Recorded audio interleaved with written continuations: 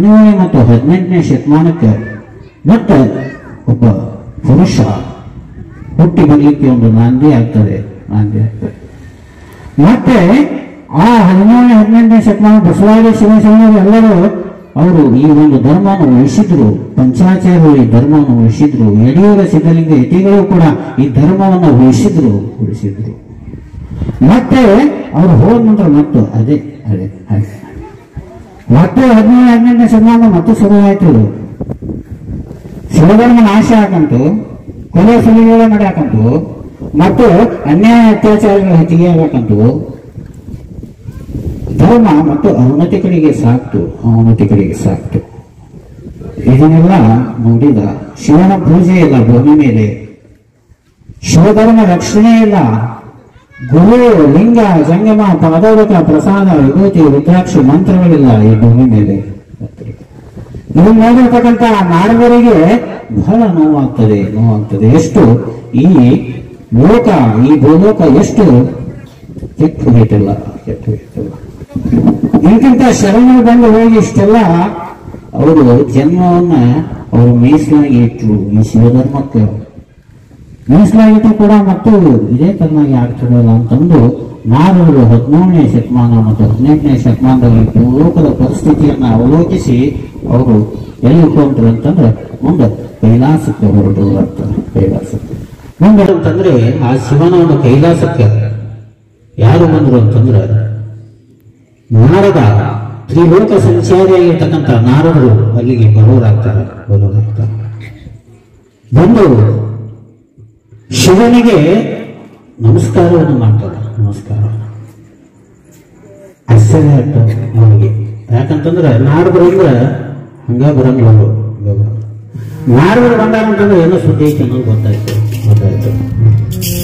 ಈಗ ಹೆಂಗ್ ಪೋಸ್ಟ್ ಮಾಡ್ರೆ ಮನೆಗೆ ಬರಕ್ಕೆ ಏನೋ ಅವಾಗ ಈಗಲ್ಲ, ಅವಾಗ ಪೋಸ್ಟ್ ಮಾಡ್ರೆ ಏನೋ ಬಂದಾಗ ಏನೋ ತಪ್ಪಾಡ್ಕೊಂಡ್ಬತ್ತೆ ಅಂತಾರಲ್ಲ, ಹಂಗ ಅಲ್ಲೇ ಸ್ವರ್ಗಕ್ಕೆ ಶಿವನ ಹತ್ರ ಮತ್ ನಾರದರು ಬಂದಾರ ಅಂದ ಬಳಿಕ ಏನೋ ಸುದ್ದಿ ಬಂದೈತಿ ಅನ್ನೋದು ಗೊತ್ತಾಯ್ತು. ಬ್ರಹ್ಮಚಾರಿ ನನಗೆ ಯಾಕೆ ಸಂಚಿದೆ. ಆದ್ರೆ ಭೂಲೋಕ ನಿಮ್ಮನ್ನು ಪೂಜೆ ಮಾಡೋದಿಲ್ಲ. ನಿಮ್ಮನ್ನು ಹೋಗಿ ಪಾರ್ವತಿನ ಕೂಡ ಪೂಜೆ ಮಾಡೋದಿಲ್ಲ. ಅದ್ರ ಜೊತೆಗೆ ಗಣೇಶನರ ಯಾರಾದರೂ ವಿಘ್ನ ಬರ್ತು ಕಾಡ್ತಾನ ಅಂತಂದು ಅವನ್ನ ಪೂಜೆ ಮಾಡ್ತಿದ್ರು. ಅವನ್ನ ಬಿಟ್ಟಾರ. ಎಲ್ಲ ಅನ್ಯಾಯ ಅಧರ್ಮ ಎಲ್ಲ ತಾಂಡವ ಆಡಕಂತತಿ ಭೂಲೋಕದೊಳಗೆ. ತಾಂಡವ ಆಡ್ಲಿಕ್ಕೆ ಎತ್ತಿದೆ.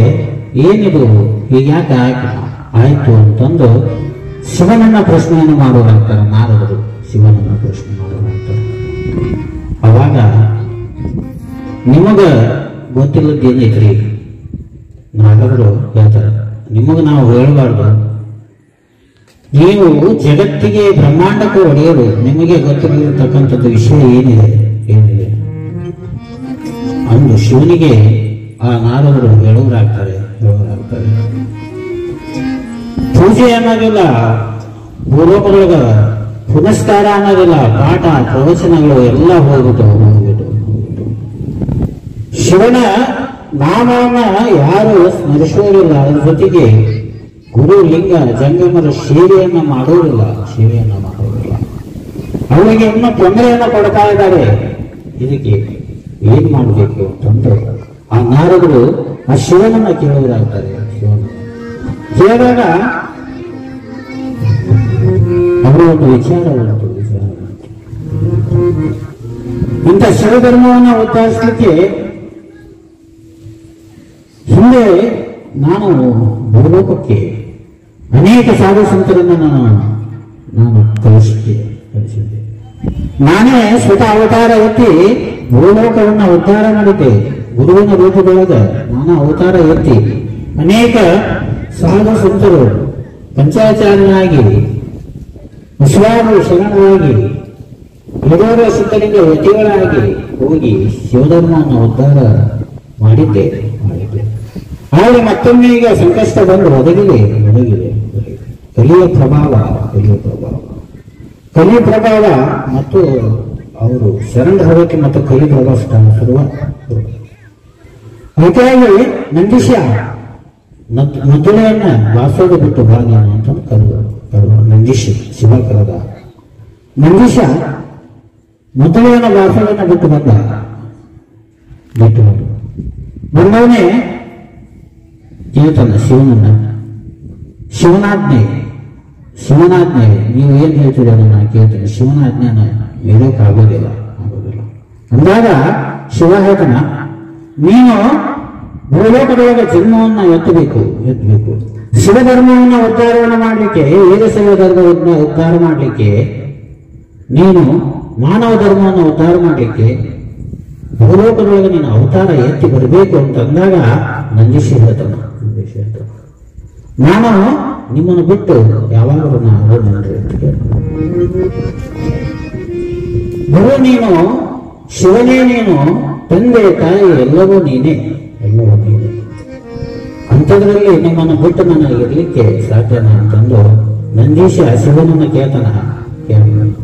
ಕೇಳಿದಾಗ ಶಿವ ಹೇಳ್ತಾನೆ, ನಾನು ನಿನ್ನ ಗುರುವಾಗಿ ನಾನು ಇರ್ತೇನೆ, ಯಾವಾಗಲೂ ನಿನ್ನ ಜೊತೆಗೆ ಗುರುವಿನ ರೂಪದೊಳಗೆ ನಾನು ಇರ್ತೇನೆ.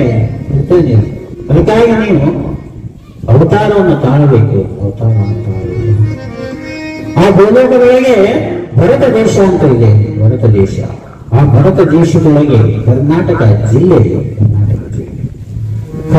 ಜಿಲ್ಲೆಯೊಳಗೆ ಕಲಬುರಗಿ, ಕರ್ನಾಟಕ ರಾಜ್ಯ ಕಲಬುರಗಿ ಜಿಲ್ಲೆ. ಆ ಜಿಲ್ಲೆಯೊಳಗೆ ಅರಳಗೊಂಡಿ ಎಂಬುವ ಗ್ರಾಮ. ಆ ಗ್ರಾಮದೊಳಗೆ ನೀನು ಜನನವನ್ನು ತಾಳಬೇಕು ಅಂತಂದು ಆಜ್ಞೆಯನ್ನು ಮಾಡೋಣ. ಅವಾಗ ಶಿವನಾಜ್ಞೆಯನ್ನು ಬರಲಿಕ್ಕೆ ಆಗೋದಿಲ್ಲ. ನೀನೇ ಗುರು ಸ್ವರೂಪದಲ್ಲಿ ನೀನೇ ಹೇಳ್ತೇನೆ ಅಂದ ಬಳಿಕ ಭೂಲೋಕದೊಳಗ ನಿಮ್ಮನ್ನ ನಾನು ಗುರುವೇ ನೀನಂತ ತಿಳ್ಕೊಂಡು, ಶಿವ ಅಂತ ತಿಳ್ಕೊಂಡು ನಾನು ಅವತಾರ ಎತ್ತಿ ಬರ್ತೇನೆ ಅಂತಂದು, ಅವತಾರ ಎತ್ತುತ್ತೇನೆ ಅಂತಂದು ಅಲ್ಲೇ ನಂದೀಶ ಶಿವನಿಗೆ ಮಾತನ್ನ ಮಾತನಾಡ್ತಾನೆ. ಮುಂದೆ ಏನಾಗ್ತದೆ ಅನ್ನೋದನ್ನ ನಮ್ಮ ಬಡಾಯಿಗಳು ಒಂದು ಗೀತೆಯನ್ನು ಹಾಕ್ತಾರೆ. ಅದರ ನಂತರ ನಾವು ನಾವೆಲ್ಲ ತಿಳಿದುಕೊಳ್ಳೋದು.